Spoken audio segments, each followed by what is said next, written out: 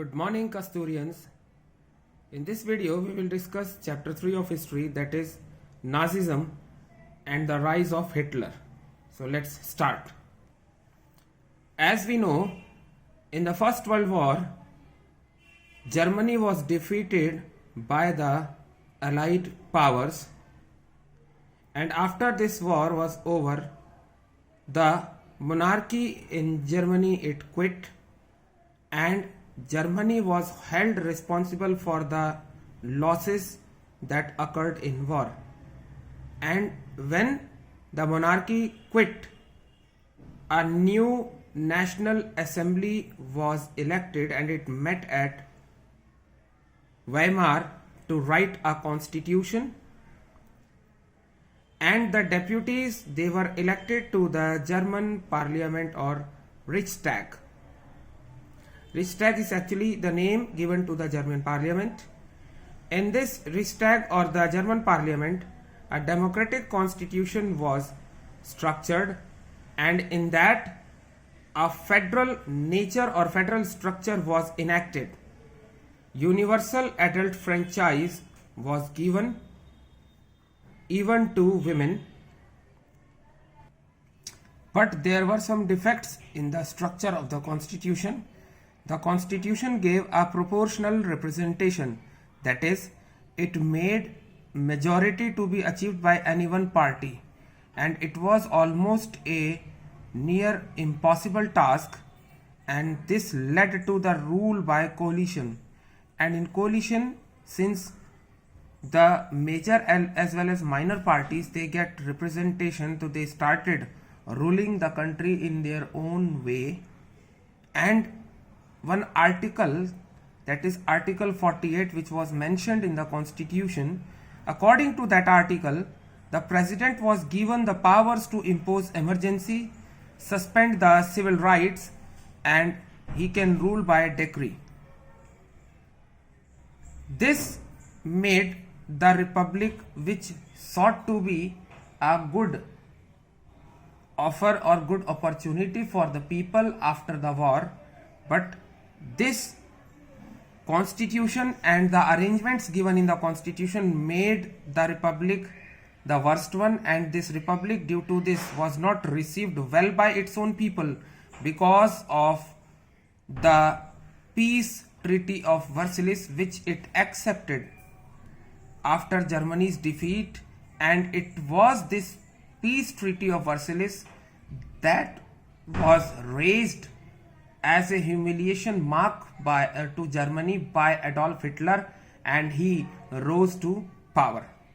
According to the Treaty of Versailles, the Germany lost almost all its overseas colonies. It lost 13% of its main territories, 75% of the iron ore reserves were lost, and 26% of the coal reserves, they were lost by Germany. The Allied powers, they demilitarized Germany in order to avoid any such war in future, and Germany was made to pay the war compensation of 6 billion pounds.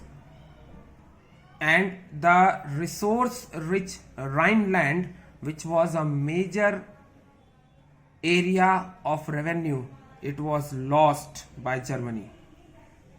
The new Weimar Republic was held responsible by most of the German citizens, not only for signing the Treaty of Versailles, but for bringing the disgrace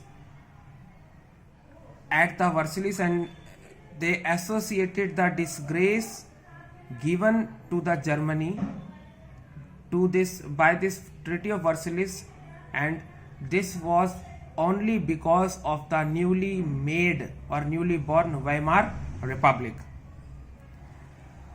As the war ended, the after effects of war were more humiliating. The war had a devastating impact on Europe, both psychologically and financially, and from being a creditor before the war era, Europe became a debtor, The supporters of the Weimar Republic, they were criticized and they became easy targets for the conservative nationalist circles, that is the conservatives. They used to target the supporters of the Weimar Republic for bringing about this humiliation due to the Treaty of Versailles. And the soldiers which were earlier placed below the civilians, they came to be placed above the civilians as a result of the war.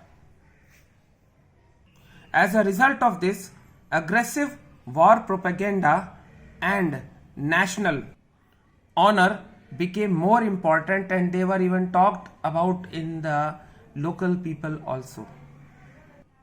Influenced by the political formations in the Russia, the Spartacist League was established on the pattern of the Bolshevik revolutions in Russia.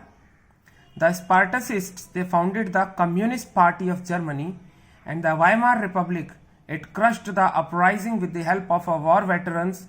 They were organized into a free army and they were called Free Corps. In 1923, Germany, it refused to pay the war compensation, so France, it occupied its leading industrial area, that is the Ruhr. And to counter this, Germany started printing paper currency recklessly, and as a result, the value of the German currency, that is the mark, it collapsed and the prices of goods, they rose. And this led to a situation which is economically known as hyperinflation. That's all we have in this video. In the coming videos, we will discuss the remaining part of this chapter. Thank you and have a nice day.